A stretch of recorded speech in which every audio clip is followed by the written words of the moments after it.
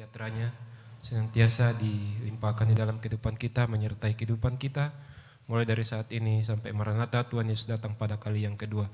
Segera kita akan memulaikan ibadah kita pada saat ini. Kita nyanyikan dari nyanyian rohani nomor 185. Nyanyian rohani 185.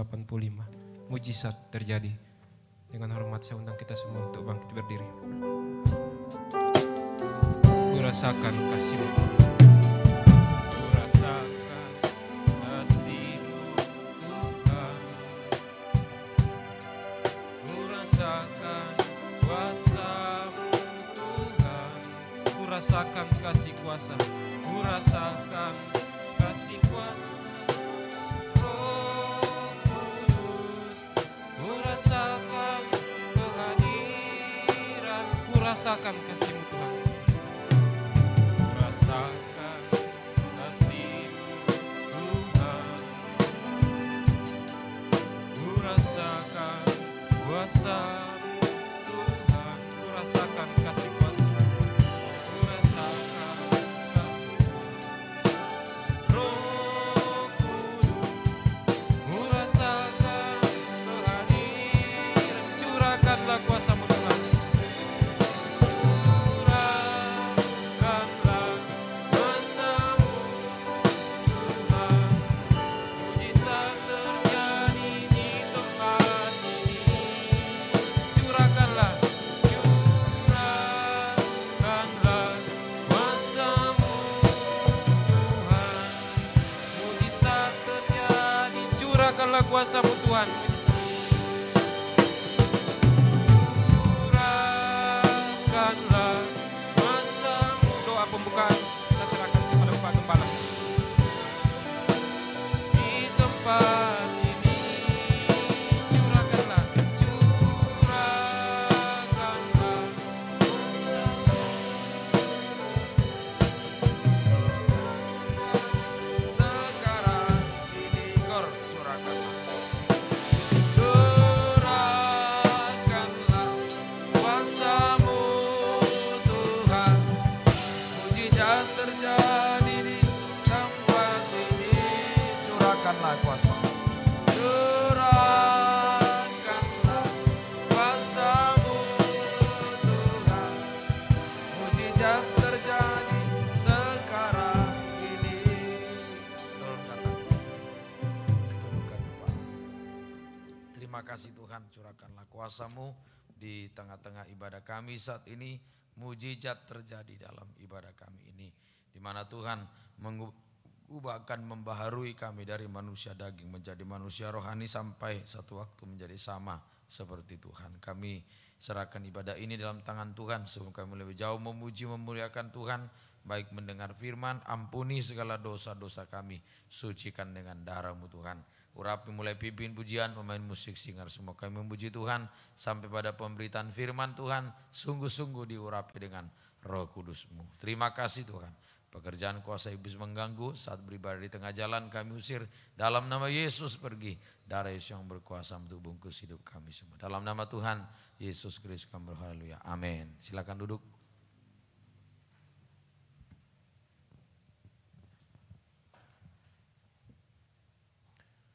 Puji nama Tuhan.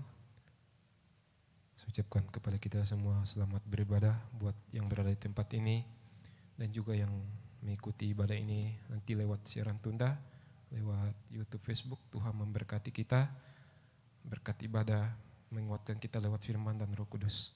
Kita nyanyikan dari nyanyian rohani nomor 71. Nyanyian rohani nomor 71. Saya undang kita semua untuk bangkit berdiri. Tuhan Allah di tengah kita. Karena kita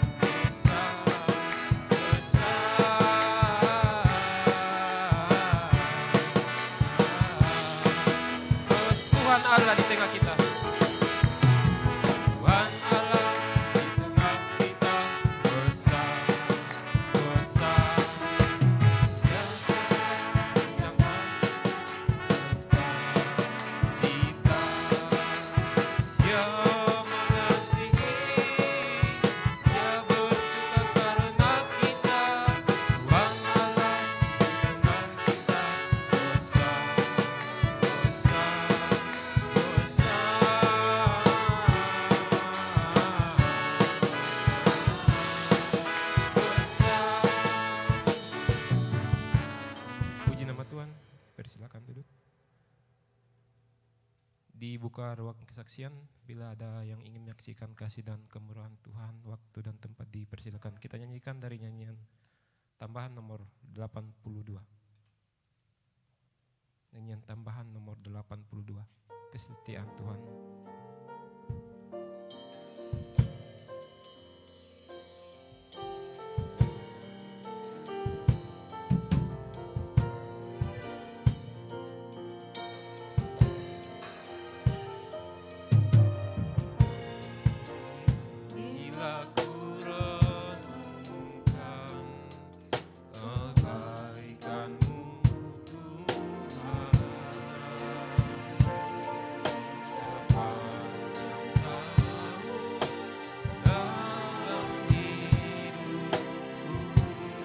Pernah sehari pun Tuhan, tak pernah sehari Tuhan, Kau meninggalkanku. Kesetiaan-Mu sungguh terbukti, kesetiaan-Mu sungguh terbukti. Kau tetap menggendongku.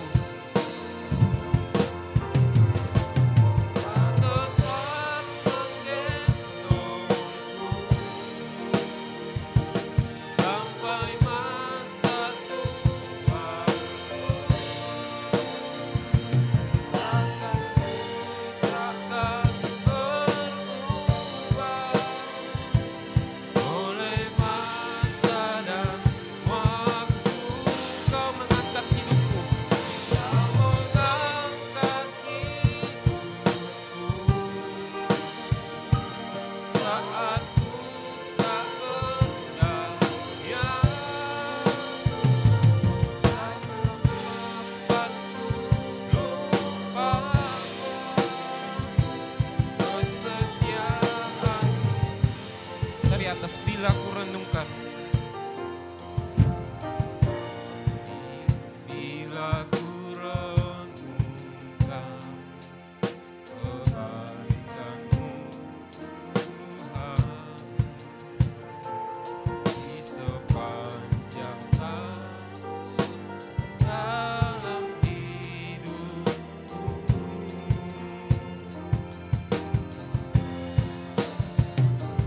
tak pernah sehari jua Kau meninggalkanku. Kesetiaan-Mu, kesetiaan-Mu sungguh terbukti. Kau tetap menggendongku. Kau tetap menggendongku sampai masa tuaku. Kasih-Mu takkan berubah oleh masa dan waktu. Kau mengangkat hidupku, Kau mengangkat hidupku saat ku tak berdaya. Takkan dapat putus asa, kesetiaan-Mu Tuhan. Turunkan tangan.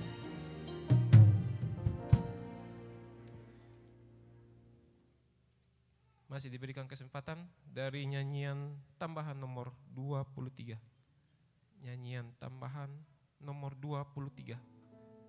Saya undang kita semua untuk bangkit berdiri.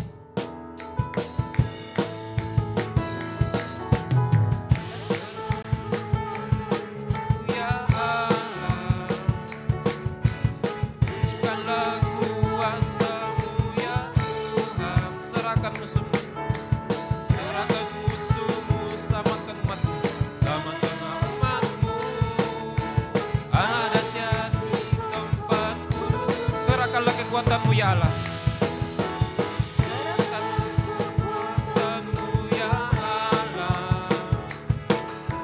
Tunjukkanlah kuasa-Mu ya Tuhan. Serahkan musuh-Mu,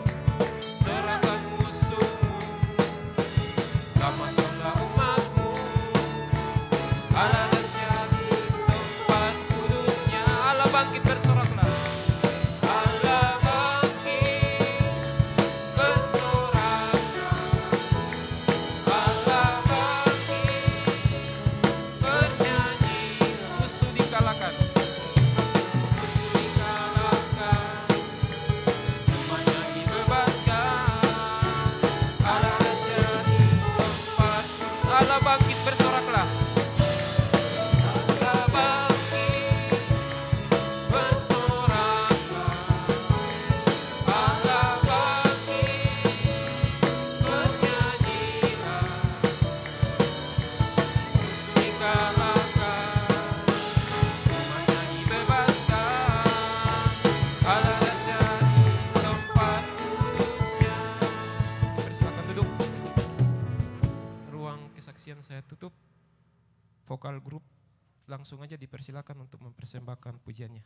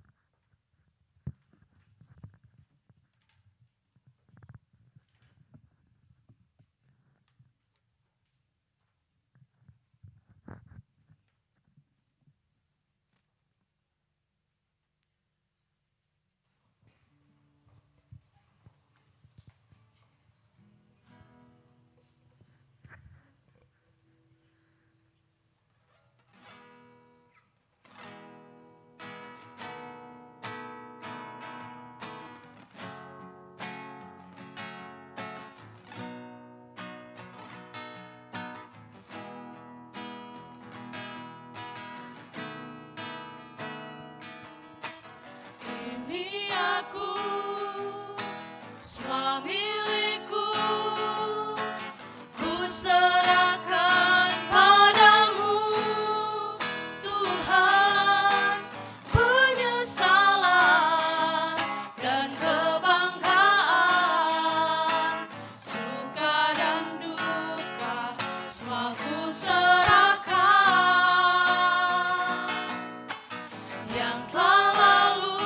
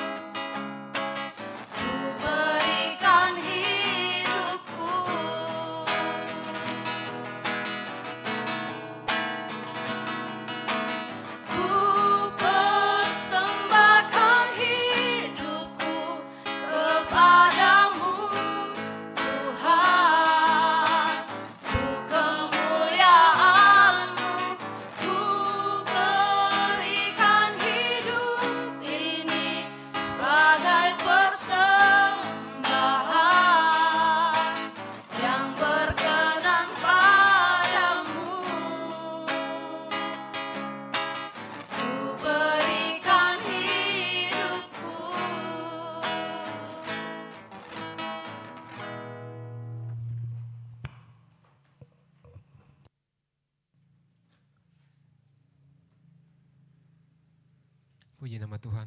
Tuhan memberkati persembahan pujiannya. Saya tidak memperpanjang waktu kita untuk pujian di saat ini. Kita akan segera mempersiapkan kehidupan kita untuk menyambut pemberitaan firman Tuhan. Kita nyanyikan pujian dari nyanyian rohani nomor 50. Nyanyian tambahan nomor 50. Penuhilah bejanaku. Saya undang kita semua untuk bangkit berdiri. Ku bersujud di hadapan.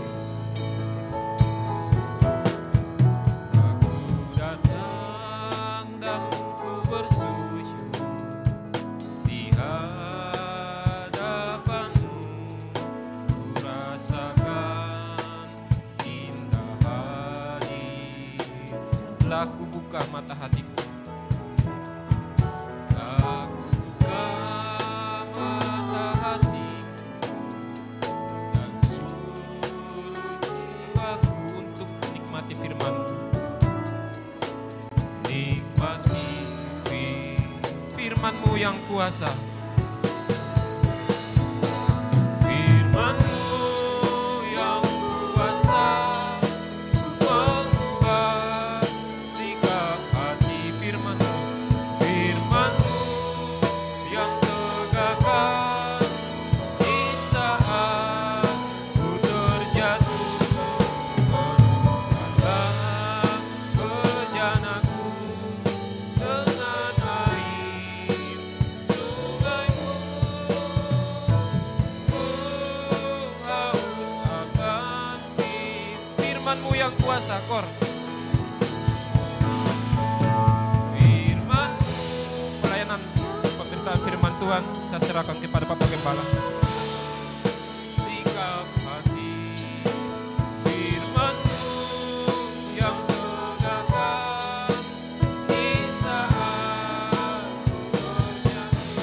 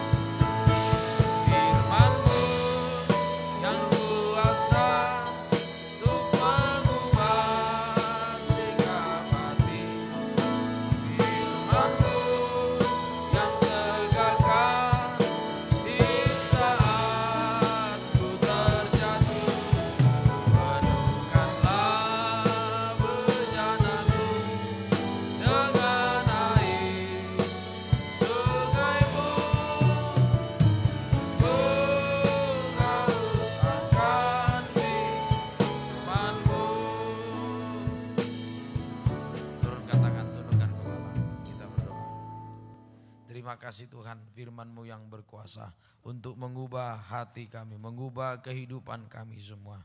Dari manusia daging menjadi manusia yang rohani. Sampai suatu waktu menjadikan kami sama mulia seperti dengan Tuhan. Terima kasih kami sudah memuji Tuhan. Tiba saatnya kami akan mendengarkan firman-Mu.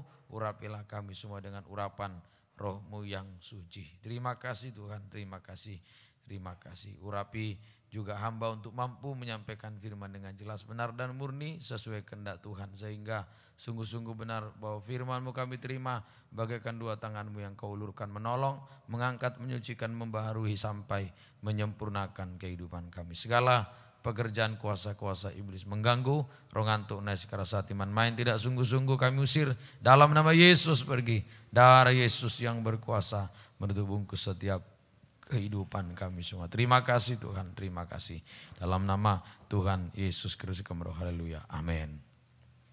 Silakan duduk.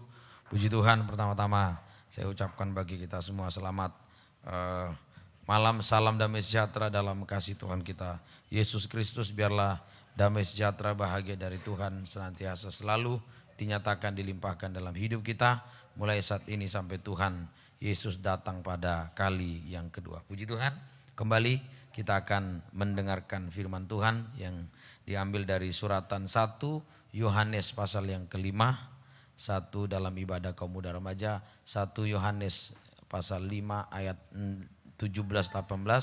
Inilah dia yang lahir dari Allah.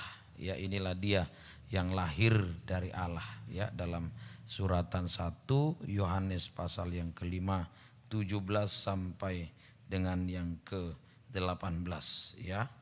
Semua kejahatan adalah dosa, tetapi ada dosa yang tidak mendatangkan maut.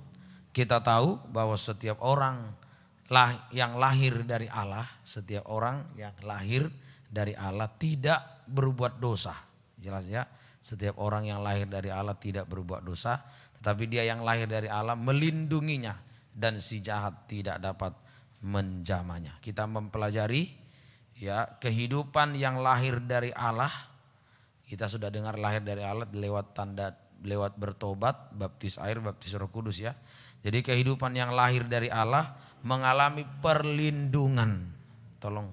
Tetapi dia yang lahir dari Allah melindunginya ya.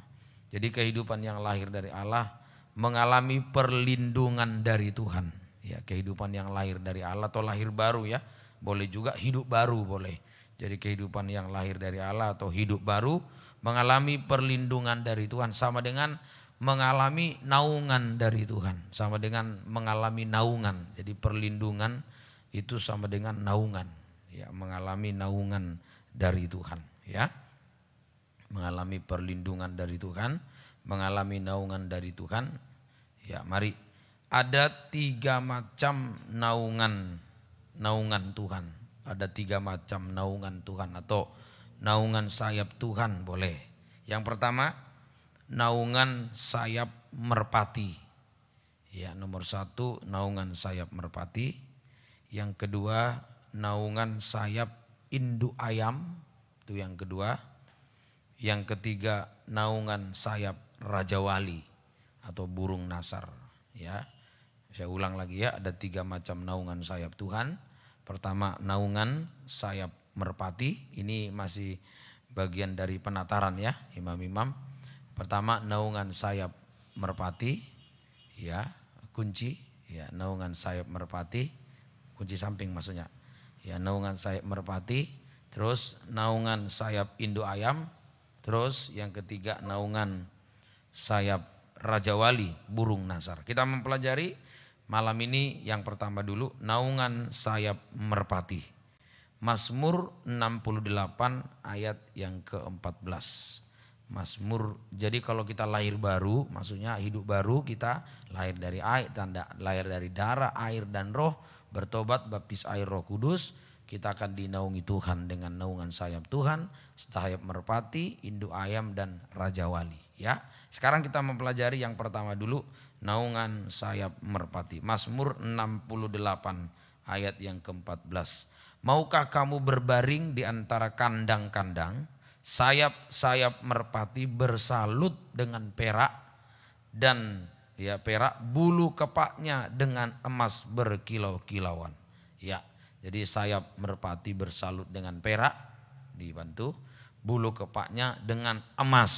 Ya, jadi ada perak dan emas. Mari kita pelajari naungan sayap merpati. Sayap merpati boleh. Sayap merpati bersalut dengan perak, ya, bersalut dengan perak, dan bulu kepaknya dengan emas berkilau-kilauan. Saya ulang lagi ya. Jadi sayap merpati bersalut dengan perak dan bulu kepaknya dengan emas berkilau-kilauan. Jadi yang Om tekankan itu perak dan emas, begitu ya. Ya, jadi sayap merpati itu bersalut perak, ya, dan emas, begitu kalau disingkat, bersalut perak dan emas. Ya, mari pengertian perak dulu, kita masih mempelajari perak, nanti lanjut lagi pelajaran tentang emas, begitu ya. Sekarang kita mempelajari tentang perak. Perak ini berbicara tentang penebusan oleh darah Yesus. Ya, perak itu berbicara penebusan oleh darah Yesus. Ya, perak itu kamu ditebus bukan dengan barang yang fana, tapi dengan perak, bukan dengan perak atau emas. Jadi perak itu bicara tentang penebusan oleh darah Yesus. Ya, coba 1 Petrus 1, 18 dan 19. So, kamu tahu bahwa kamu telah ditebus dari cara hidupmu yang sia-sia, yang kamu warisi dari nenek moyangmu, itu bukan dengan barang yang fana, bukan pula dengan perak atau emas. Jadi perak ini secara rohani bicara tentang penebusan. melainkan dengan darah yang mahal, yaitu darah Kristus yang sama seperti darah anak domba yang tak bernoda dan tak bercacat. Darah Kristus, darah yang tak bernoda dan tak bercacat. Ya, perak bicara tentang penebusan oleh darah Yesus. Ya, mari di sini tingkatan penebusan darah Yesus, tingkatan penebusan oleh darah Yesus. Begitu ya, ada tingkatannya. Tingkatan pertama yaitu ya penebusan oleh darah yang mahal. Ya, penebusan oleh darah yang mahal.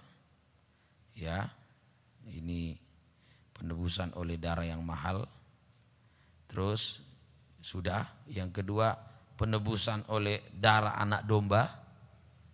Ya, penebusan oleh darah anak domba. Yang ketiga, ini yang kita bahas yang ketiga, ya.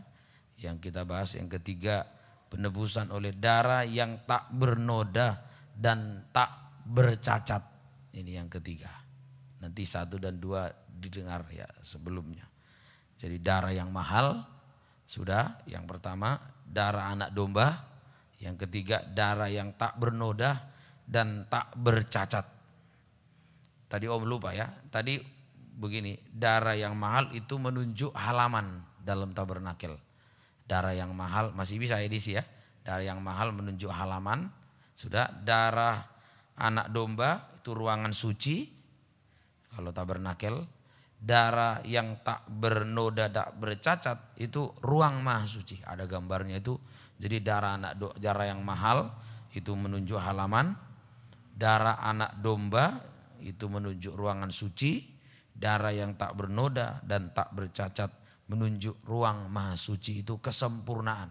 Jadi tidak ada noda, cacat, celah, itu kesempurnaan. Ya, ada halaman itu bicara tentang darah yang mahal. Ada ruangan suci, itu darah anak domba. Ada ruang maha suci, darah yang tak bernoda dan tak bercacat. Mari kita mempelajari yang ketiga, darah yang tak bernoda dan tak bercacat menunjuk ruangan maha suci. Artinya apa ini?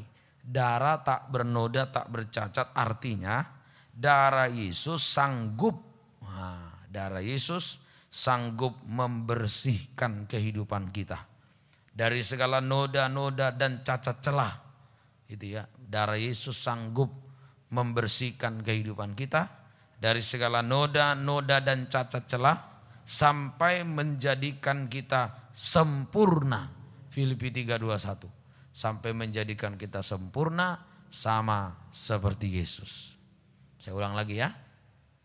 Jadi darah Yesus tadi tak bernoda tak bercacat, artinya darah Yesus sanggup membersihkan kehidupan kita dari segala noda-noda dan cacat celah sampai menjadikan kita sempurna sama mulia seperti Yesus, yang akan mengubah tubuh kita yang hina ini sehingga serupa dengan tubuhnya yang mulia sama seperti Yesus. Jadi ya, sekalipun kita sudah bertobat, darah yang mahal itu bertobat ya. Itu sekalipun sudah bertobat dan sudah tergembala. Tergembala itu darah anak domba ya.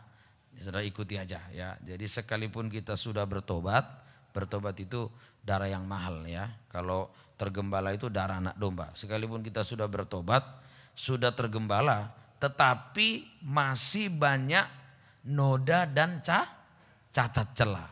Nah, coba tadi gambar tabernakel. Jadi kita sudah bertobat, kita sudah tergembala, tapi masih banyak cacat celah. Boleh cacat celah dalam kehidupan kita. Oleh sebab itu lanjut, nanti saya terangkan gambarnya. Oleh sebab itu darah Yesus ya, tadi darah yang tak bernoda bercacat mampu menyempurnakan kehidupan kita. Darah Yesus. Oleh sebab itu darah Yesus, darah yang tak bernoda tadi dan tak bercacat mampu menyempurnakan kehidupan kita. Coba gambarnya saya Om jelaskan sedikit. Ya, mari lihat. Darah Yesus, darah yang mahal ini berbicara tentang bertobat. Nah, jadi kalau manusia berbuat dosa itu hina, tidak ada harganya, murah gitu ya, murahan dia. Tapi kalau dia bertobat, dia jadi mahal. Nah, ini masuk halaman. Tapi sekalipun kita sudah bertobat, masih ada noda. Terus masuk penggembalaan, tekun 3 macam ibadah. Ini oleh kuasa darah Yesus, darah anak domba. Ya, tadinya kita hidup dalam dosa, maaf ya, hidup berbuat dosa, dosa bangsa kafir itu anjing babi, sudah perkataan dosa, perbuatan dosa. Anjing itu perkataan, babi perbuatan dosa. Tapi kita diangkat jadi domba, darah yang mahal menjadikan kita dari anjing babi, kita bertobat. Terus sesudah itu darah anak domba mengangkat kita menjadi domba-domba yang digembalakan. Tekun 3 macam ibadah. Tapi sudah tekun 3 macam pun belum cukup. Masih ada noda dan cacat celah. Makanya harus ada darah yang ketiga, tingkatan ketiga. Darah yang tak bernoda dan tak bercacat. Bisa paham ya? Nah, ini yang mampu menyempurnakan. Coba lihat gambar tadi coba. Kalau saya tanya, sudahkah kita di halaman? Sudah percaya bertobat baptis air? Sudah. Bertobat itu artinya sudah mengakui dosa-dosa kita. Sudahkah kita di ruangan suci tergembala? Jawabannya sudah. Kalau yang tekun 3 macam.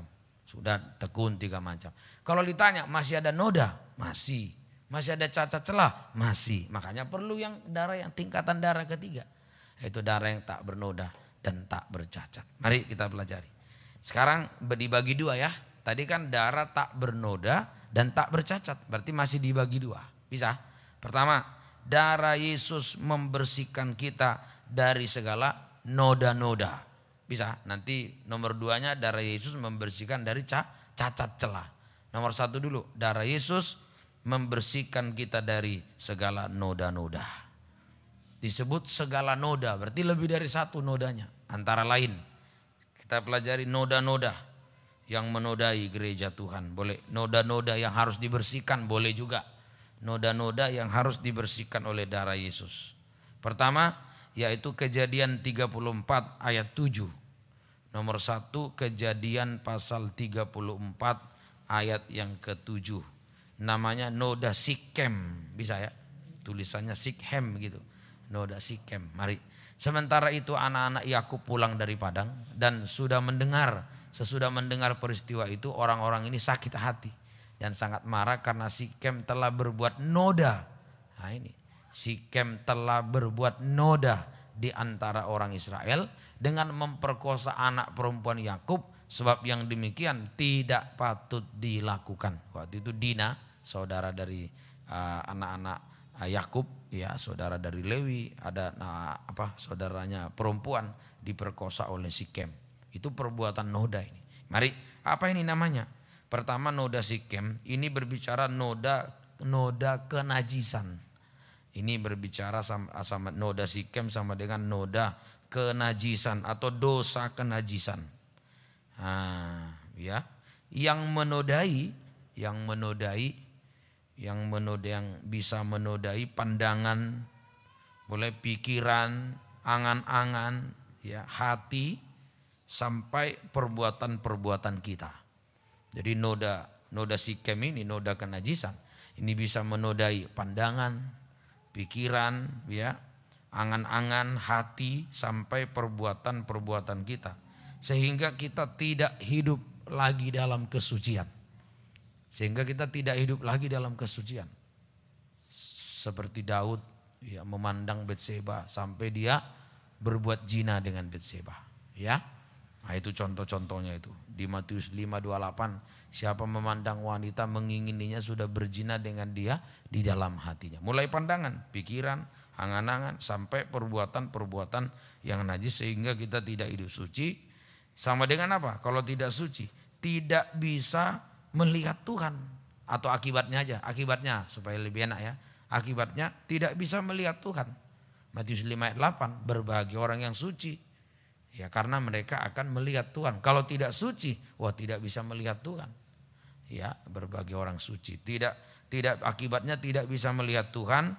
Artinya, lanjut. Tidak bisa melihat Tuhan itu artinya tidak bisa menyembah Tuhan. Tidak bisa berdoa menyembah Tuhan. Tidak bisa melihat Tuhan itu artinya tidak bisa berdoa menyembah Tuhan, itu artinya. Jadi tidak bisa melihat Tuhan artinya tidak bisa berdoa menyembah kepada Tuhan. Ya, sama dengan kering rohani. Kalau tidak bisa berdoa menyembah, kering, tahu. Rohaninya kering. Tidak bisa berdoa menyembah kepada Tuhan, kering rohani, jika dibiarkan sampai mati rohani kalau dibiarkan ini. Jadi yang kering rohani kalau dibiarkan sampai mati rohani. Jika dibiarkan sampai mati rohani. Ya. Nah, oleh sebab itu noda kenajisan atau noda Sikem tadi harus dibersihkan oleh darah Yesus. Oleh sebab itu noda kenajisan tadi harus dibersihkan oleh darah Yesus supaya kita bisa melihat Tuhan. Supaya kita bisa suci, bisa melihat Tuhan, boleh juga. Oleh sebab itu noda kenajisan harus disucikan supaya kita bisa melihat Tuhan, bisa menyembah Tuhan. Yang kedua, noda kedua. Yosua 7 ayat 15. Mari kita pelajari ya. Ini noda pertama, noda Sikem. Yang kedua, Yosua pasal 7. Ya, Yosua pasal 7 ayat yang ke-15. Dan siapa yang didapati menyimpan barang-barang ya yang dikhususkan itu akan dibakar dengan api. Ini noda akan ini. Ia dan segala sesuatu yang ada padanya. Sebab ia telah melanggar perjanjian Tuhan dan berbuat noda di antara orang Israel. Inilah akan. Ayat satunya ini coba. Ayat 1. Tetapi orang Israel berubah setia dengan mengambil barang-barang yang dikhususkan itu. Karena Akan bin Karmi bin Zabdi bin Zera dari suku Yehuda mengambil sesuatu dari barang-barang yang dikhususkan itu. Terima kasih. Jadi jelas. Jadi ini namanya noda akan. Yaitu apa noda akan sekarang? Itulah dosa kejahatan. Cinta akan uang. Akan ini kan mencuri, dosa kejahatan. Cinta uang. Noda akan sama dengan dosa kejahatan. Cinta uang. Itulah mencuri. Mencuri ya. Barang yang dikhususkan sama dengan mencuri milik Tuhan sekarang. Mencuri milik Tuhan, perpuluhan dan persembahan khusus. Ini kalau dulu akan mencuri barang yang dikhususkan. Kalau sekarang mencuri milik Tuhan, perpuluhan dan persembahan khusus. Nah, bisa mencuri. Akibatnya apa? Bangsa Israel kalah menghadapi Ai. Kalah menghadapi Ai. Akibatnya yang membuat mereka tawar hati, kecewa, putus asa. Ya, akibatnya bangsa Israel kalah menghadapi Ai yang membuat mereka kecewa dan putus asa. Kalah menghadapi Ai mereka yang membuat mereka kecewa dan putus asa. Ya, akan kalah menghadapi Ai yang membuat mereka kecewa dan putus asa, tawar hati. Mari oleh sebab itu kita harus dibersihkan dari noda kejahatan ini, noda akan ini. Oleh sebab itu kita harus disucikan dari noda kejahatan ini, noda akan ini ya. Harus disucikan dari noda akan, noda kejahatan tadi supaya kita bisa memberi. Supaya kita bisa memberi. Harus disucikan dari noda akan tadi ya. Akan itu mencuri. Kalau disucikan kita bisa memberi, dimulai dari bisa mengembalikan milik Tuhan. Oleh sebab itu kita harus disucikan dari noda akan supaya kita bisa memberi. Ya, bisa memberi dimulai dari bisa mengembalikan milik Tuhan dulu. Perpuluhan dan persembahan khusus. Mulai bisa mengembalikan milik Tuhan, perpuluhan dan persembahan khusus. Ya, bisa mengembalikan milik Tuhan, perpuluhan persembahan khusus. Sudah lanjut. Bisa memberi untuk pekerjaan Tuhan. Bisa memberi kita untuk pekerjaan Tuhan. Dan untuk sesama yang membutuhkan. Bisa ya. Jadi harus disucikan dari dosa noda akan ini. Noda kejahatan ini. Sehingga kita bisa memberi. Dimulai bisa mengembalikan milik Tuhan. Perpuluhan, persembahan khusus. Lanjut bisa memberi untuk pekerjaan Tuhan. Dan untuk sesama yang membutuhkan, sampai lebih bahagia memberi dari menerima. Lanjut ya, sampai kita lebih bahagia memberi dari menerima. Inilah. Nah, jadi harus dibersihkan. Makanya sudah tergembala pun kita seringkali masih hidup dalam kenajisan. Sudah tergembala masih suka mencuri milik Tuhan. Makanya harus dibersihkan dari noda-noda ini. Makanya darah Yesus 3 tingkatan. Darah yang mahal, darah anak domba, darah yang tak bernoda dan tak bercacat, karena bisa membersihkan kita dari noda-noda. Makanya disebut darah yang tak bernoda, karena kita banyak noda. Noda yang ketiga 1 Samuel 20:30. Yang ketiga noda Saul. Ayo kita lihat noda Saul, 1 Samuel 20 ayat 30. Apa itu noda Saul? Ayo 1 Samuel pasal 20:30. Lalu bangkitlah amarah Saul kepada Yonatan, katanya kepadanya, anak sundal. Coba bayangkan, ini kan tidak baik ini, bapak ngomong begini, masa anaknya dibilang begitu, anak sundal yang kurang ajar. Nah ini kurang ajar, tahu, ini kalimat ini sering ini diucapkan ya oleh orang tua ini yang tidak baik ya. Saul ini tidak baik, anak sundal yang kurang ajar. Bukankah aku tahu bahwa engkau telah memilih pihak anak Isai, dan itu noda bagi kau sendiri dan bagi perut ibumu. Padahal Yonatan ini baik, dia tahu bapaknya tidak benar, dia tahu Daud benar ya. Nah, Yonatan ini baik, anak yang baik. Nah, ya, karena dia berteman dengan Daud orang benar, Yonatan juga benar, bapaknya tidak terima. Nah, jadi karena merasa bapaknya Daud itu adalah musuhnya Saul, padahal Daud tidak pernah memusuhi Saul. Karena Saul iri, dengki kepada Daud. Nah, ini akhirnya dibilang anaknya kurang ajar. Nah, ini tidak baik ya. Jadi noda ini, noda Saul, yaitu noda sekarang yang suka memaki-maki anak. Nah ini noda Saul, suka memaki-maki anak atau juga memaki-maki orang tua bisa. Ini noda Saul ini kalau dibalik ya, suka memaki-maki anak, memaki orang tua, memaki istri, memaki suami. Saudara jabarkan aja. Ini noda ini, suka memaki-maki, ini noda. Suka memaki-maki anak, istri, suami, orang tua. Sama dengan yaitu suka mengeluarkan perkataan-perkataan yang tidak baik. Efesus 5:4-5. Suka mengeluarkan perkataan-perkataan yang tidak baik atau yang tidak pantas untuk diucapkan. Tidak pantas sebenarnya. Inilah Saul ini, noda Saul. Dengan demikian juga perkataan yang kotor, yang kosong atau yang sembrono, karena hal-hal ini tidak pantas. Tetapi sebaliknya ucapkanlah syukur. Sampai 4 aja. Ini perkataan yang tidak pantas diucapkan. Masa anaknya dibilang anak sundal, kurang ajar loh. Oh, yang mengajar dia kok dibilang kurang ajar. Nah, ini tidak pantas diucapkan, ya. Tidak pantas diucapkan ya. Mari, oleh sebab itu perkataan kita harus disucikan. Oleh sebab itu perkataan kita harus disucikan sehingga kita bisa mengeluarkan perkataan-perkataan yang baik. Efesus 4 ayat 29. Oleh sebab itu perkataan ini harus dibersihkan oleh tadi darah Yesus yang tak bernoda tadi itu. Oleh sebab itu perkataan kita harus dibersihkan perkataan ini, mulut kita ini harus dibersihkan supaya kita bisa mengeluarkan perkataan-perkataan yang baik yang dapat membangun orang yang mendengarnya. Tahu? Jadi orang yang mendengar itu terbangun.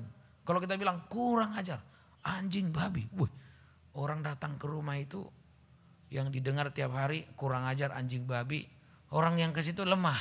Aduh, kok begini ya? Kok dibilang kurang ajar, anjing babi? Aduh, bukan terbangun, orang malah pengen cepat pulang. Betul ya? Kalau kita ke rumah orang, ya di rumah itu bapaknya bilang anaknya, anak kurang ajar, anjing babi. Kita langsung, permisi bapak, kami mau pulang dulu. Enggak terbangun kita. Coba baca ayo ayat yang ke-29. Makanya harus perkataan baik supaya membangun. Ya mari semoga, ayo janganlah ada perkataan kotor keluar dari mulutmu. Tetapi pakailah perkataan yang baik untuk membangun. Coba lihat, untuk membangun. Di mana perlu supaya mereka dengar. Supaya mereka yang mendengarnya beroleh kasih karunia. Beroleh kasih karunia. Artinya apa? Coba ya misalnya di rumah dia sering disumpahi. Terus ke rumah temannya, bapaknya kata-katanya baik. Aduh, saya senang loh di sini. Aduh, kata-kata enggak ada kata-kata sumpah kutuk, tapi betul-betul perkataan yang membangun di sini. Nah, ini beroleh kasih karunia dia. Beroleh kasih karunia, ya.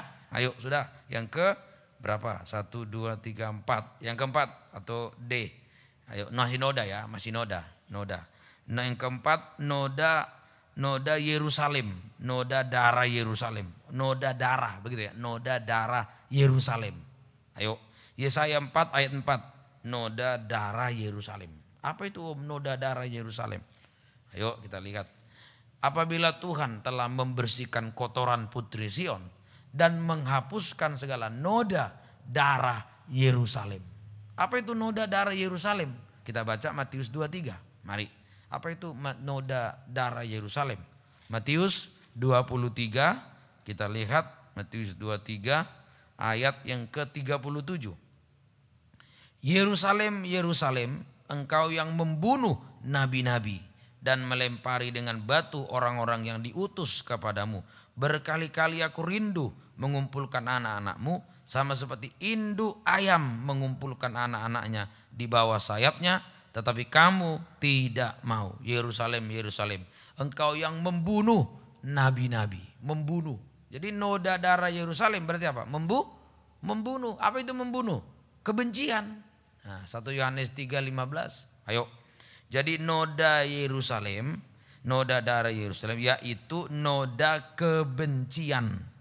Noda kebencian, membunuh itu kebencian. 1 Yohanes 3:15. Siapa yang membenci saudaranya adalah seorang pembunuh manusia. Setiap orang membenci saudaranya adalah seorang pembunuh manusia. Membenci itu, membunuh itu membenci. Jadi noda kebencian ya itu dimulai dari mana, Om? Dimulai dari noda kebencian, dimulai dari rasa tidak senang melihat orang lain. Kejadian 37 ayat 4 itu. Noda kebencian itu dimulai dari rasa, perasaan ya.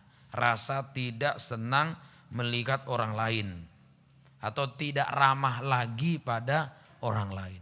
Setelah dilihat oleh saudara-saudaranya bahwa ayahnya lebih mengasihi Yusuf dari semua, maka bencilah mereka itu dan tidak mau menyapanya dengan ramah. Mulai dari rasa, perasaan.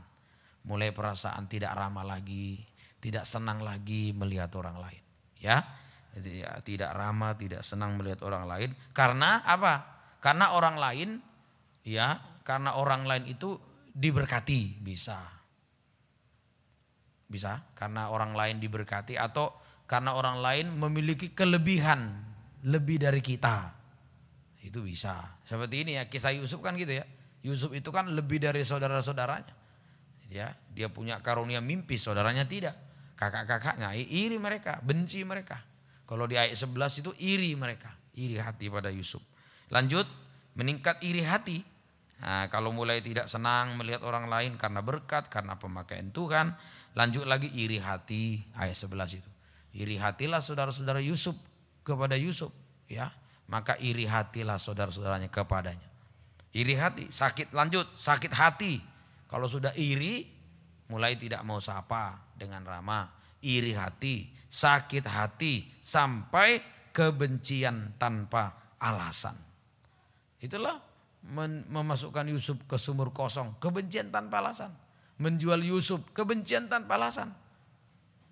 Yusuf tidak pernah ganggu saudaranya, tidak pernah pukuli saudaranya, malah dia yang dibully.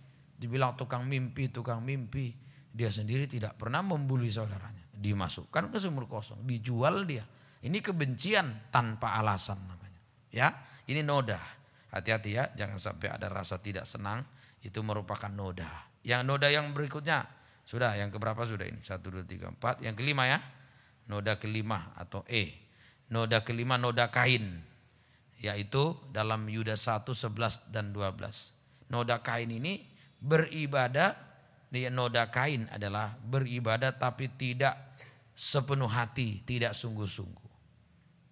Ibadah tapi tidak sepenuh hati, tidak sungguh-sungguh. Itu noda Kain. Beribadah tapi tidak sepenuh hati, tidak sungguh-sungguh dia ibadah. Ya, noda Kain beribadah tapi tidak sepenuh hati. Celaka mereka. Mereka mengikuti jalan ditempuh Kain karena mereka oleh sebab menceburkan diri dalam kesesatan Bileam, Kain Bileam. Mereka binasa karena kedudukan seperti Korah. Mereka inilah noda. Jadi noda yang kelima, noda Kain. Beribadah tapi tidak sepenuh hati. Yang keenam atau F, noda Bileam. Beribadah hanya untuk mencari uang perkara jasmani. Ini Bileam ini baca dalam 2 Petrus 2 ayat yang ke-15 itu.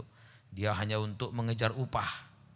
Ya, noda Bileam beribadah hanya untuk mengejar perkara jasmani, upah uang.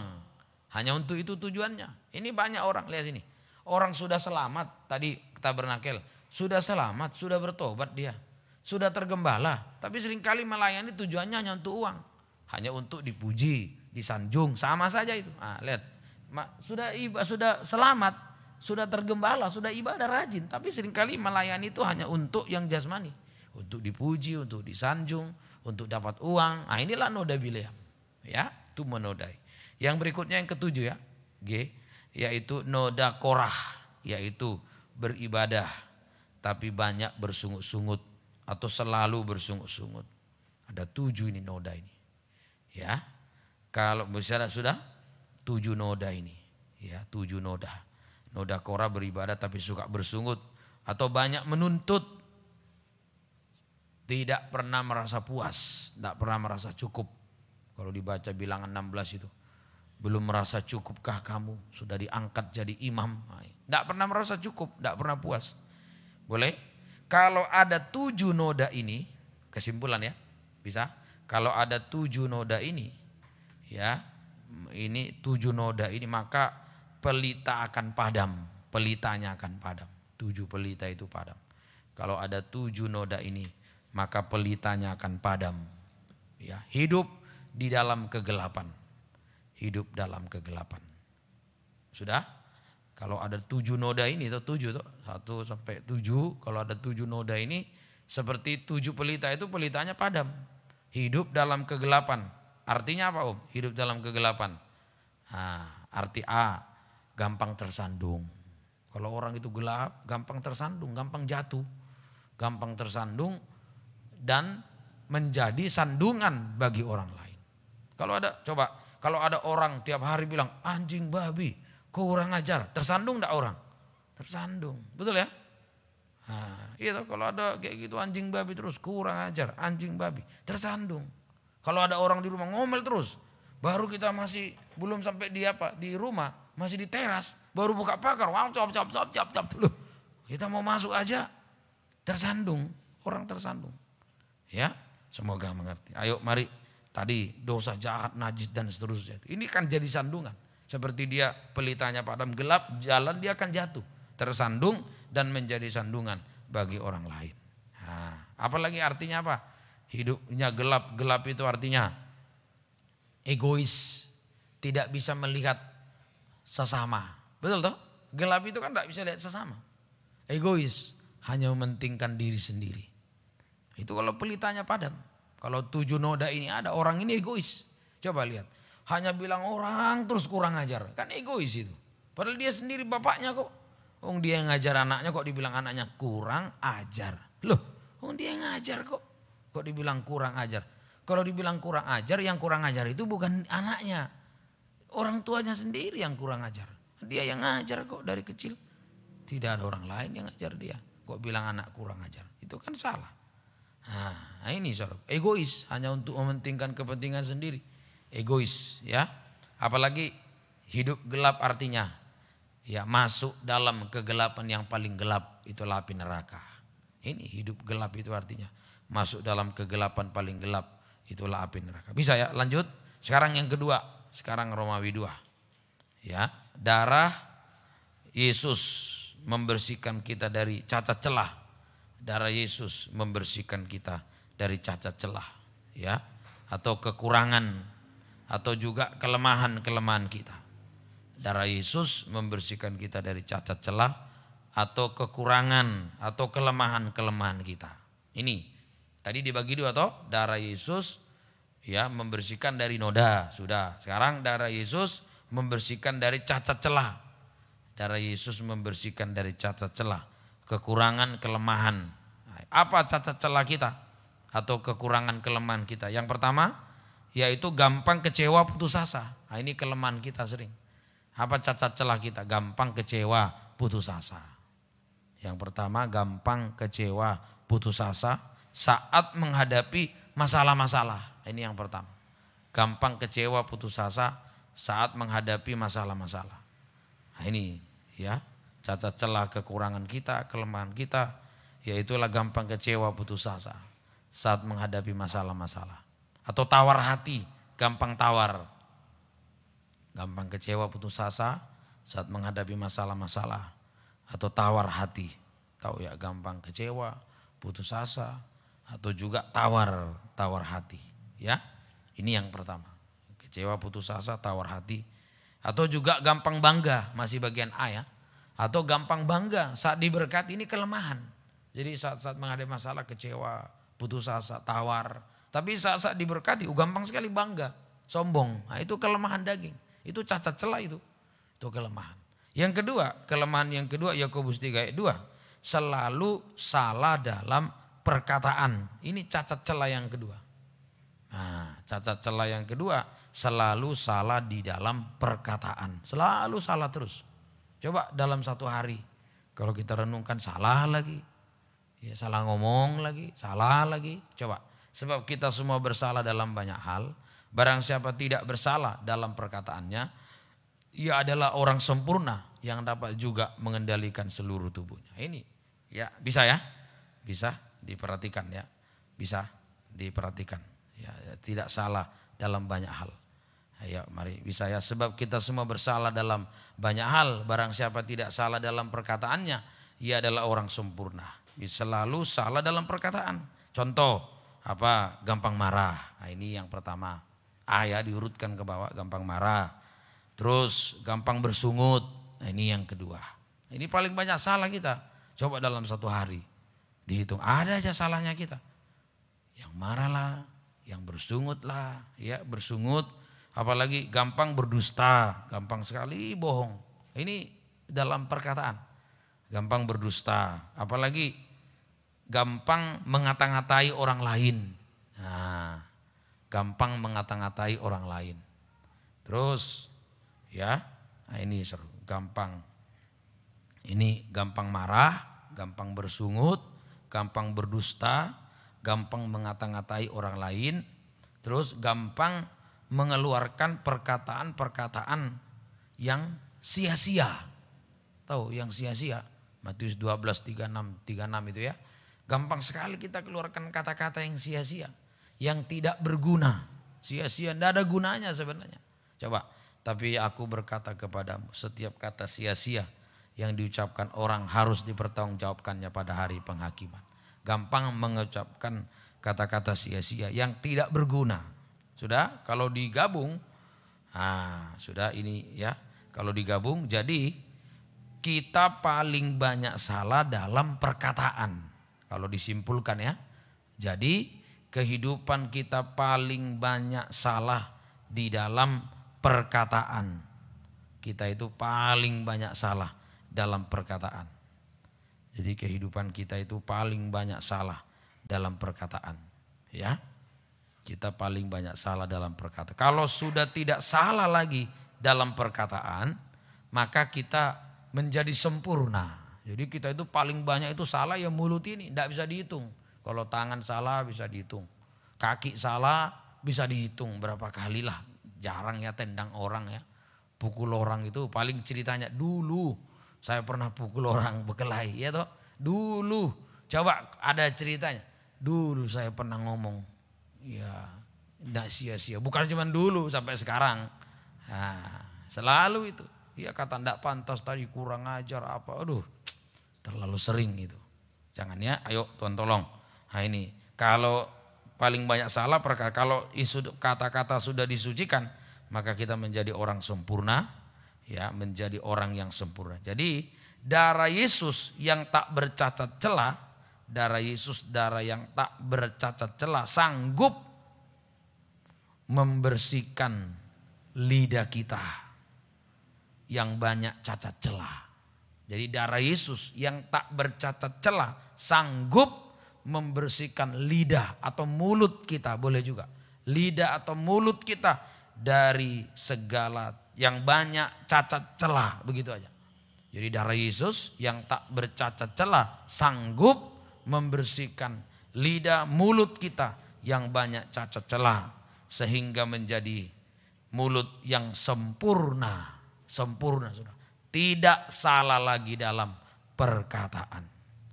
Tidak salah lagi dalam perkataan. Bagaimana prakteknya itu tidak salah lagi? Bukan berarti tidak salah dalam perkataan terus tidak usah ngomong sudah ya. Supaya tidak salah. Bukan. Nah, tidak salah lagi dalam praktek tidak salah lagi dalam perkataan. Praktek tidak salah lagi dalam perkataan. Ya, pertama selalu mengucap syukur. Itu yang pertama. Dalam 1 Tesalonika 5:18 mengucap syukurlah dalam segala hal. Jadi praktek tidak salah lagi dia dalam perkataannya. Satu, selalu mengucap syukur dalam segala hal. Tidak pernah lagi bersungut dan saling menyalahkan. Nah, inilah tidak salah lagi. Mengucap syukurlah dalam segala hal. Terima kasih. Ini yang pertama. Ini praktek tidak salah dalam perkataan. Selalu mengucap syukur dalam segala hal dia. Ya, selalu tidak bersungut, tidak lagi saling mempersalahkan. Terus, ayo, yang kedua tidak salah dalam perkataan. Yang kedua, selalu berdoa menyembah, tidak salah. Berdoa menyembah dengan haleluya, itu tidak salah. Itu yang kedua ya, selalu berdoa menyembah dengan haleluya. Mungkin menghadapi masalah, dia ambil sikap lebih baik menyembah, dia haleluya menyembah. Mungkin secara pribadi berjemaat, nah itu tidak salah lagi. Ya, coba menghadapi anak, istri, saudara kita, adik, kakak, orang tua. Kita ambil sikap berlutut menyembah haleluya, kita datang menyembah haleluya, itu tidak salah. Tapi kalau kita tidak menyembah haleluya, kita merenung, terlalu tadi itu orang itu. Itu keterlaluan dia. Kok beraninya dia, apalagi orang datang duduk samping kita, oh sudahlah cerita. Tadi terlalu dia itu. Aduh, salah lagi kita. Tapi coba kalau menyembah, enggak ada haleluya, terlalu dia. Haleluya, tidak ada. Kalau sudah haleluya enggak salah. Terakhir satu lagi, praktek tidak salah dalam perkataan. Selalu berkata benar seorang terhadap yang lain. Efesus 4 ayat 25 itu. Selalu berkata benar seorang terhadap yang lain. Ayo, kita ketemu orang ya berkata yang benar. Ketemu si Anu berkata yang benar. Ketemu siapa aja ya ngomong yang sebenarnya. Ditanya dari mana? Ya kalau dari Jayapura ya dari Jayapura. Ya ngapain di sana? Ya kita bilang ngapain. Nah ini berkata benar, yang benar aja. Nah, kalau enggak benar dia enggak mau ngomong. Tahu, yang dia hanya sampaikan yang benar saja. Yang enggak benar dia enggak mau bicara yang enggak benar. Ini namanya tidak salah. Karena kalau ngomong kita yang enggak benar, oh salah. Kan gitu. Berarti tidak salah dalam perkataan, selalu berkata benar. Atau boleh juga jika ya katakan ya, tidak katakan tidak. Sama dengan juga selalu berkata jujur, sama itu. Berkata benar, ya katakan ya, tidak katakan tidak. Sama dengan juga selalu berkata jujur. Yang tadi masih belum saya baca Efesus tadi. Karena itu buanglah dusta. Dan berkatalah benar seorang kepada yang lain. Karena kita adalah sesama anggota. Selalu berkata benar dia. Kalau ya, kalau selalu berkata benar. Ya selalu, kalau ya, tidak. Sama dengan juga selalu berkata jujur. Mulai dari mana jujur? Boleh jujur dimulai dari Titus 2 ayat 7. Mulai jujur soal pengajaran. Ini orang tidak salah lagi. Soal pengajaran dia jujur. Jujur dia. Kalau ajarannya yang dia dengar itu benar. Wah dia katakan benar. Dan dia mau mendengar. Boleh? Jujur soal pengajaran. Jadikan dirimu sendiri suatu teladan dalam berbuat baik. Hendaklah engkau jujur dan bersungguh-sungguh dalam pengajaranmu. Jujur soal pengajaran. Artinya apa Om? Jujur soal pengajaran. Artinya jika pengajaran yang kita dengar itu benar. Jika pengajaran yang kita dengar itu benar. Maka kita katakan benar. Dan kita dengar untuk seterusnya selama-lamanya. Jika pengajaran yang kita dengar, contoh saudara dengar di sini, saudara merasa ini benar ini soal Alkitab, ya dengar terus, jangan tidak didengar. Karena ada orang juga, ya betul sih, sebenarnya ajarannya betul, benar itu, tidak salah. Tapi saya tidak mau dengar, oh itu tidak jujur juga itu. Ya, apalagi menolak, betul ajarannya, tapi saya tidak mau terima, itu tidak jujur, bohong itu berarti. Jadi orang yang benar, orang jujur soal pengajaran. Kalau ajaran benar kita katakan benar, kita dengar seterusnya, kita ikuti, kita tekuni. Dan kalau ada, lanjut, kalau ada ajaran yang tidak benar, kita lihat, kita pernah dengar, ini tidak benar ini. Dan kalau ada ajaran yang tidak benar, kita tidak mau dengar. Kita katakan tidak benar dulu. Kalau ada ajaran yang tidak benar, kita katakan tidak benar. Tidak benar ini. Tidak benar lagi, ini orang jujur. Kita katakan tidak benar dan kita tidak mau mendengar, menolak. Seperti domba itu. Mendengar suara asing, lari. Tidak mau didengar, lari malah. Karena suara asing mereka tidak kenal. Dalam Yohanes 10, 4 dan 5 itu. Suara asing datang lari malah. Karena tidak dikenal suara asing itu. Ini orang jujur. Itu orang jujur itu begitu. Semoga mengerti. Ya, jika semua domba telah dibawanya keluar, ia berjalan di depan mereka dan domba-domba mengikuti dia. Karena mereka mengenal suaranya. Nah, maaf ya, domba, binatang-binatang itu. Kalau ada suara lain, seperti anjing ya. Kalau suara lain dari Tuhannya tidak pernah didengar, asing, bukan cuma lari, dia gonggong itu orang. Dia kejar dia, karena mereka tidak karena mereka mengenal. Ayat 5 bawahnya. Tetapi seorang asing pasti tidak mereka ikuti. Kalau ada suara asing tidak mau diikuti, tidak mau didengar maksudnya. Malah mereka lari daripadanya. Karena apa? Suara orang-orang asing, ajaran asing tidak mereka kenal. Ini orang jujur. Kalau benar-benar tidak ya tidak. Itu orang jujur. Ya, jujur soal pengajaran. Kalau kita sudah bisa jujur soal pengajaran, boleh kembali ke Titus. Kalau kita sudah jujur soal pengajaran, maka kita sudah mulai bisa menjadi teladan. Bisa jadi teladan. Kalau sudah jujur soal gembala, jujur soal pengajaran, ini bisa diteladani oleh jemaat. Oh, bisa diteladani nih. Ya coba, dan jadikan dirimu sendiri suatu teladan. Nah kan, teladan dalam berbuat baik. Kalau sudah jujur soal pengajaran, kita akan sudah mulai bisa menjadi teladan bagi orang lain. Dan kita selalu berbuat baik. Orang jujur itu jadi teladan, tapi juga orang jujur itu selalu berbuat baik. Coba kalau ada di kantor orang jujur, jadi teladan. Kalau pendusta mana jadi teladan? Jadi sandungan. Kalau jujur selalu jadi teladan dia. Jadi contoh dia. Lihat itu. Soal uang dia jujur. Soal apa aja dia jujur. Lihat itu. Itu jadi contoh. Dan juga bisa berbuat baik. Nah, yang kedua sekarang. Tingkatan jujur itu. Jujur soal gantang dan tempat tidur. Boleh ya? B ke bawah. Tadi jujur soal pengajaran. Yang kedua. Atau B jujur soal gantang dan tempat tidur. Soal gantang. Gantang ini artinya keuangan. Ya, harus jujur soal uang. Tempat tidur artinya kejatuhan-kejatuhan. Kenajisan itu harus jujur. Jadi soal gantang, soal tempat tidur. Jujur soal uang. Jujur soal dosa kenajisan itu. Itu artinya. Jujur soal gantang tempat tidur. Kalau diartikan jujur soal dosa jahat dan dosa najis. Boleh juga kalau mau dipersingkat.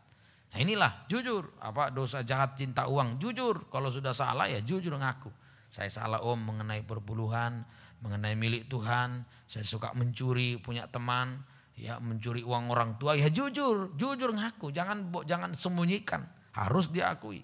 Dosa kenajisan jujur diakui, ya. Mungkin sudah jatuh ya jujur diakui, dibereskan. Sudah yang berikutnya jujur soal dosa. C ya, bisa? C jujur soal dosa-dosa. Soal pengajaran, soal gantang tempat tidur, soal dosa-dosa. Ya, jujur soal dosa-dosa. Satu lagi D, sampai jujur dalam segala sesuatu, dalam segala hal gitu ya. Jadi soal apa aja dia jujur terus dia. Ini jujur. Mari jujur dalam segala sesuatu, dalam segala hal. Bisa? Hasilnya apa kalau sudah jujur? Satu, Tuhan akan selalu bergaul dengan kita, selalu beserta kita. Kalau jujur sudah Tuhan bersama kita. Amsal 3:32 itu. Ya, ia bergaul erat dengan orang jujur. Tuhan selalu bergaul dengan kita, sama dengan Tuhan selalu beserta kita. Tetapi dengan orang jujur ia bergaul erat. Tuhan bergaul dengan kita, beserta kita sampai tidak terpisah dari kita. Lanjut ya, erat, bergaul erat itu tidak terpisah lagi. Sampai tidak terpisah dari kita. Tuhan bergaul erat dengan kehidupan kita. Sampai tidak terpisah lagi dengan kehidupan kita. Bahkan tidak ada yang bisa memisahkan kita dari Tuhan. Bahkan tidak ada yang bisa memisahkan kita dari Tuhan. Yang kedua, hasil dari jujur. Kalau jujur ya, kalau kehidupan kita jujur. Yang kedua, ya mari. Yang kedua dalam 1 Yohanes 1 ayat 7. Jujur itu terang-terangan ya, jujur. Transparan. Kalau jujur maka kita beroleh persekutuan satu dengan yang lain. 1 Yohanes 1 ayat yang ke-7. 1 Yohanes 1 ayat 7. Kita beroleh persekutuan, tetapi jika kita hidup dalam terang, istilah hidup dalam terang itu terang-terangan ya, jujur. Sama seperti dia ada di dalam terang, maka kita beroleh persekutuan seorang dengan yang lain. Kalau kita terang-terangan soal uang, terang-terangan, dalam nikah jujur, ya bisa bersekutu. Tapi kalau bohong terus istrinya, bohong terus suaminya, bagaimana mau bersekutu? Tidak cocok. Coba kalau dalam nikah itu suaminya bohong terus, tidak akan pernah akur, berkelahi terus tiap hari. Tidak akan pernah cocok. Tapi kalau jujur pasti bisa bersekutu satu sama lain. Bisa menyatu. Sehingga lanjut bisa bersekutu satu sama lain.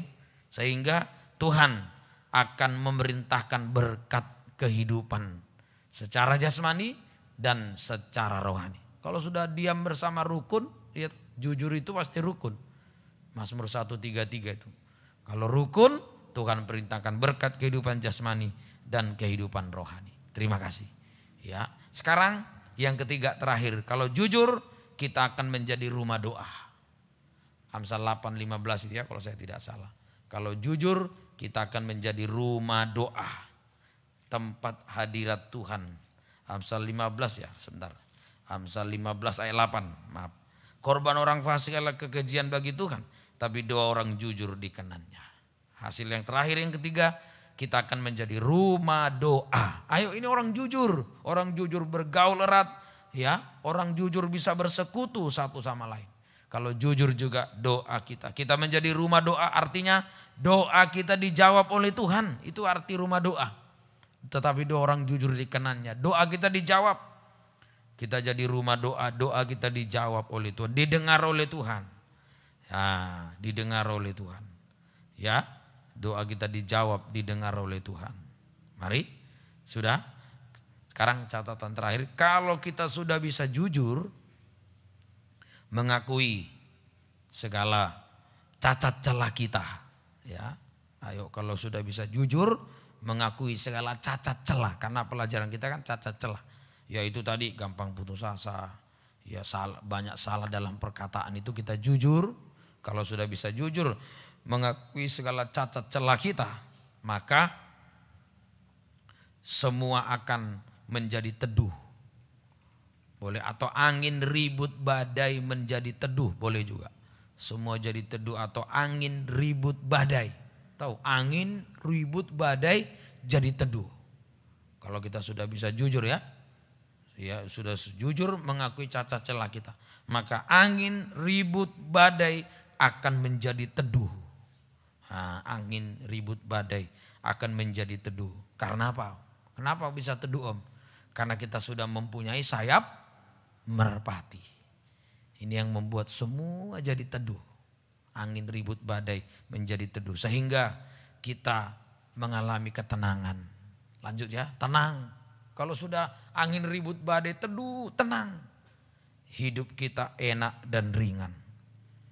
Ya, sehingga kita mengalami ketenangan, hidup enak dan ringan sampai masuk di kota Yerusalem baru, kota damai, tenang.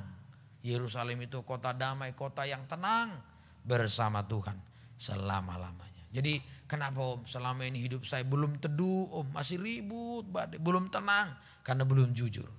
Coba kalau kita sudah ngaku, coba lihat saya, misalnya ada dosa mencuri, dosa apa aja. Kalau enggak diakui menuduh terus, tak. Kau mencuri enggak ngaku, kau mencuri enggak ngaku, kau berbuat dosa enggak. Begitu kita akui baru lega, tenang kita, tenang. Selama enggak diakui terus menuduh terus. Begitu kita sudah akui, tenang, lega. Ayo apapun dosa-dosa, tadi noda-noda, ayo semua kita bereskan. Segala cacat celah kita, banyak salah dalam perkataan, ayo selesaikan semua. Jujur, maka hidup kita tenang. Ayat terakhir Mazmur 55 ayat 7 sampai 9. Nah, ada sayap merpati. Karena perak, pelajaran kita kan perak. Perak itu, ya perak penebusan. oleh darah Yesus yang mahal, darah anak domba, darah yang tak bernoda dan tak bercat. Itulah perak. Sayap merpati bersalut dengan perak. Ya, kalau ada perak, ada kejujuran itu, perak itu. Di Amsal juga ada, Amsal 20 ayat, lupa Om ya. Lidah orang benar seperti perak pilihan. Nah itu sama juga, Amsal 20:10 kan tidak salah. Lidah orang benar seperti perak pilihan. Jujur, nah itu sama itu. Soalnya kalau di kesana juga bisa. Lidah orang benar seperti perak pilihan. Maka kita mendapatkan sayap merpati. Ya, memberikan kita ketenangan. Tadi ayo kembali, nanti ya, nanti pertemuan ya di nanti kita, ya bolehlah Mazmur 55 aja langsung, Mazmur 55. Ya, sekiranya aku diberi, ya pikirku sekiranya aku diberi sayap merpati, aku akan terbang dan mencari tempat yang tenang. Nah, terus bahkan aku akan lari jauh-jauh dan bermalam di padang gurun Sela. Aku akan segera mencari tempat perlindungan terhadap angin, ribut dan badai. Ini ada diberi sayap merpati. Sekiranya aku diberi sayap merpati, aku akan terbang untuk melintasi angin, ribut, badai. Sehingga kita tenang. Kalau ada sayap merpati, ada badai datang dari sana. Kalau sayap merpati kita bisa lari ke arah kanan. Ada badai di sana, lari ke arah kiri. Nah begitu. Ya kita bisa melintasi, melewati badai. Dan kita tenang. Coba kalau ada badai datang, kita tidak punya sayap. Bagaimana ini? Tidak bisa. Kalau ada badai dari depan, ada sayap. Lari. Kemana aja, mau mundur belakang bisa. Nah itu kalau ada sayap. Itulah sayap merpati. Memberi kita. Kalau jujur seperti kita punya sayap. Coba kalau di kantor, dengar dulu. Di kantor kalau kwitansi kita jujur, benar semua. Biar satu kontainer KPK datang. Kita punya sayap. Mana kwitansi ini. Kita bisa terbang. Orang bilang itu badai. Bagi kita itu bukan badai. Bagi orang jujur itu bukan badai. Tapi bagi orang yang tidak jujur, badai itu datang. Tapi kalau kita jujur, bukan. Justru di tengah badai kita bisa tenang. Orang bilang badai, orang panik semua. Kita bisa tenang kalau jujur. Karena Tuhan bersama dengan orang jujur. Bergaul erat dengan orang jujur. Ya, ayo Tuhan memberkati kita semua. Mari bangkit berdiri, sampai sini firman Tuhan. Ayo lingkupiku dengan sayapmu. Mari Tuhan memberi kita ketenangan. Asal jujur, selalu berkata benar, jujur. Ayo Tuhan memberikan kita ketenangan. Bisa melintasi angin, ribut, badai yang hebat sekalipun. Bisa kita lintasi kalau kita jujur. Ayo lingkupiku. Tambahan berapa itu? 60 ya? Atau 67? 47 lingkupiku. Ya terima kasih. Lingkupiku dengan sayap. Lingkupiku dengan sayap. Lingkupiku. Lingkupiku dengan sayap. Dengan sayapmu naungiku. Naungiku dengan kuasamu. Dengan kuasamu di saat badai bergelora, ku akan terbang bersamamu. Bapa kau raja atas semesta, ku tenang sebab kau Allahku. Lagi lingkupiku. Lingkupiku dengan sayap. Dengan sayapmu. Ayo kalau jujur sama seperti kita memiliki sayap merpati. Bisa melintasi angin ribut badai. Memberi ketenangan. Di tengah angin ribut badai kita diberi ketenangan. Saat badai bergelora, ku akan terbang. Dengan sayap merpati yang bersalut perak, emas, kita bisa terbang bersama Tuhan. Atas sampai kita tenang. Ku tenang sebab kau Allahku. Lagi di saat badai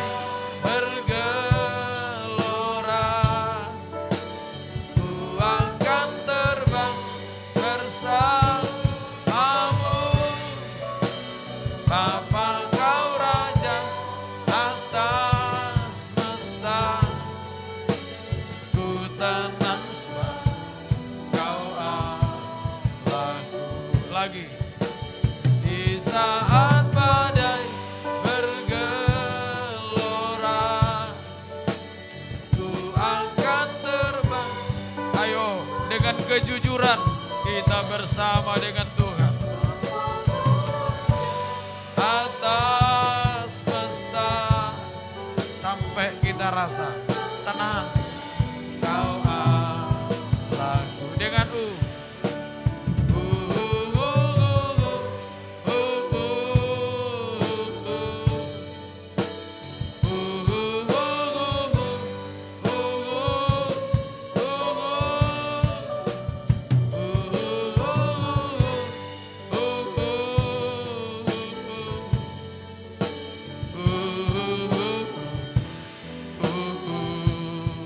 lagi dengan mari kita angkat dua tangan kita. Mari. Mengapa kita mengalami badai? Karena belum jujur. Kalau jujur semua akan teduh. Ayo, soal apa saja belajar jujur. Kalau jujur teduh, damai, bahagia. Lebih pelan.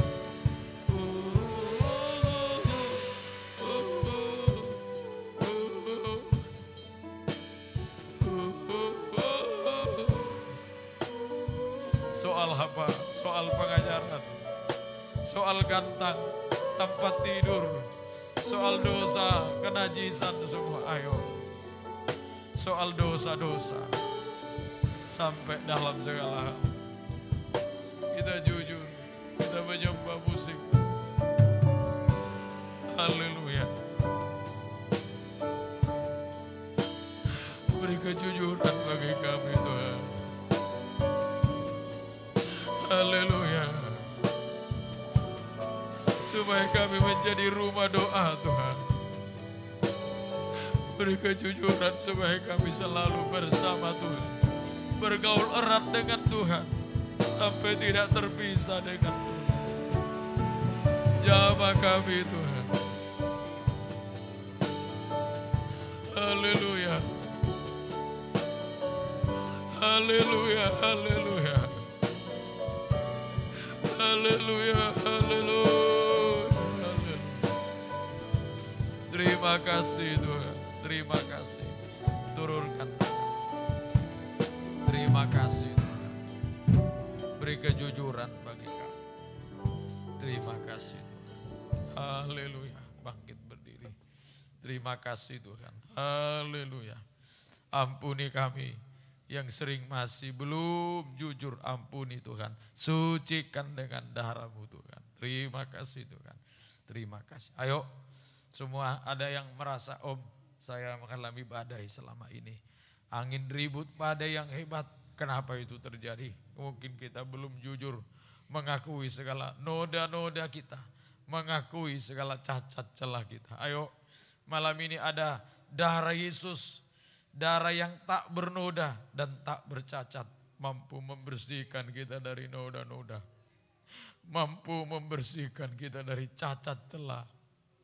Cacat celah itu terutama itu lidah paling banyak salah. Juga paling banyak salah. Tidak bisa dihitung berapa kali salah kita perkataan. Tapi biarlah darah Yesus, darah yang suci itu, membersihkan mulut lidah kita. Sampai kita tidak salah lagi dalam perkataan. Ayo angkat dua tangan, tidak usah ikut-ikut. Yang butuh aja, yang merasa saya banyak salah perkataan. Saya masih suka marah, suka bersungut. Kata-kata kotor, kata-kata yang sia-sia, yang tidak pantas. Bahkan hujat, kutuk, sumpah, serapah sering keluar dari mulut saya. Ayo angkat dua tangan. Inilah kami Tuhan. Kami banyak salah dalam perkataan kami. Mulai hamba sebagai hamba-Mu. Masih banyak salah, ampuni hamba, ampuni kami. Kami mau belajar untuk tidak salah dalam perkataan Tuhan.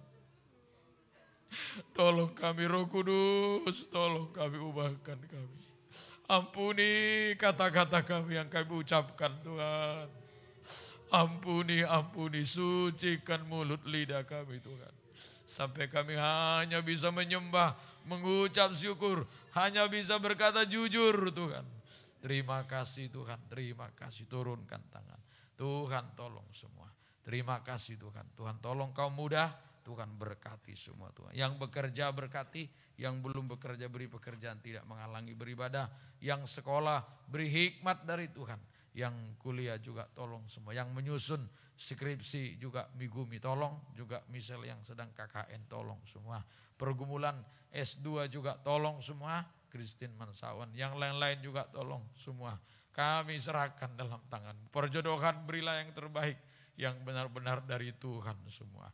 Terima kasih Tuhan, terima kasih. Kami bawa seluruh hidup kami dalam tangan Tuhan. Orang tua kami yang sudah mendidik, membesarkan kami. Berkatilah kehidupan mereka Tuhan. Mohon anugerah, mohon kemurahan Tuhan. Jeri lelah, jeri payah mereka. Balaskan berkat berlipat kali ganda. Terutama gembalakan orang tua kami. Saudara kami, adik kakak kami. Oh Tuhan, gembalakan kami semua. Yang sudah lama tidak ibadah, Tuhan tarik. Yang masih hidup dalam pergaulan buruk, Tuhan tolong beri kesempatan kembali. Yang masih merokok, mabuk, minum, judi, makan pinang, narkoba sekalipun, tarik Tuhan. Nyatakan kasih kuasa-Mu Tuhan.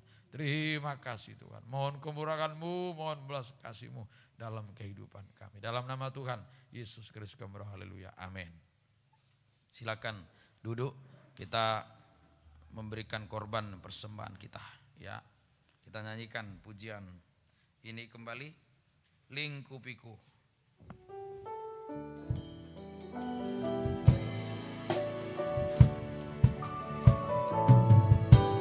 Lingkupiku dengan sayapmu, dengan sayapmu naungiku, naungiku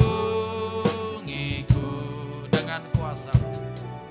Dengan kuasa-Mu di saat badai bergelora,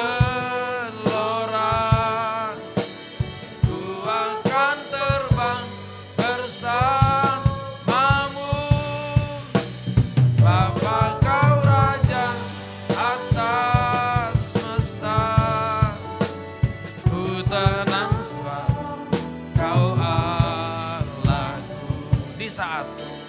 di saat badai bergelora, ku akan terbang bersama-Mu.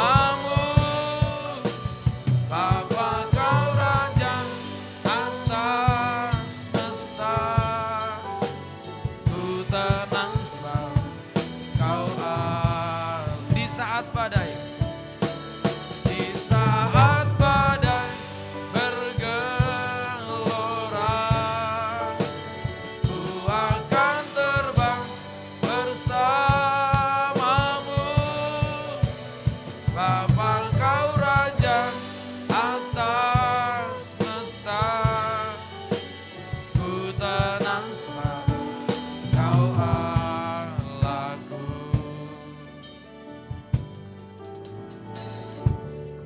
Tuhan, penguatan bagi kita untuk ibadah kita, ibadah hari Sabtu, ibadah pendalaman Alkitab dan perjamuan suci, ya.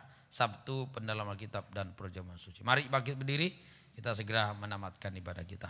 Terima kasih Tuhan, kami serahkan semua hidup kami dalam tangan kasih kemurahan Tuhan. Mohon anugerah, mohon belas kasih-Mu Tuhan, tolong terutama berikan kami sayap merpati Tuhan. Sayap yang bersalut dengan perak, yaitu sekarang kejujuran dalam kehidupan kami. Ampuni banyak salah kami Tuhan, khususnya dalam perkataan kami. Biarlah lewat firman-Mu yang terus menerus diulang-ulang, yang juga terus menerus membaharui, membersihkan, menyucikan mulut lidah kami. Sampai satu waktu kami tidak salah lagi dalam perkataan. Terima kasih Tuhan, bahkan menjadi sempurna sama mulia seperti Tuhan. Ampuni kami. Terima kasih Tuhan, terima kasih Tuhan. Tolong kami serahkan seluruh hidup kami dalam tangan kasih kemurahan. Sekali lagi ayo angkat dua tangan. Inilah kami Tuhan, banyak salah dalam perkataan. Sucikan dari noda-noda, sucikan dari cacat celah. Sampai satu waktu kami menjadi sempurna, sama mulia seperti Engkau, untuk layak masuk Yerusalem baru bersama dengan Tuhan selama-lamanya, bersama sidang jemaat-Mu, bersama keluarga kami Tuhan. Tidak ada satupun yang ketinggalan. Tapi kami semua masuk kerajaan surga Yerusalem bersama Tuhan selama-lamanya. Terima kasih Tuhan, terima kasih. Turunkan tangan. Kami serahkan seluruh hidup kami dalam tangan kasih kemurahan Tuhan. Persekutuan tubuh Kristus di Palu juga 2930. Bukakan firman, urapi dengan rohmu, gerakkan jiwa-jiwa. Terima kasih Tuhan. Biarlah berkat cinta kasih dan sejahtera dari persekutuan Allah Bapa Sang Putra Roh Kudus di dalam nama Tuhan Yesus Kristus menyertai, melindungi, memelihara, memberkati kita mulai saat ini sampai Maranatha Tuhan datang kedua kali. Dalam nama Tuhan Yesus Kristus kami berdoa, haleluya. Amin. Selamat sore menjelang malam, salam sejahtera bagi kita semua. Tuhan memberkati.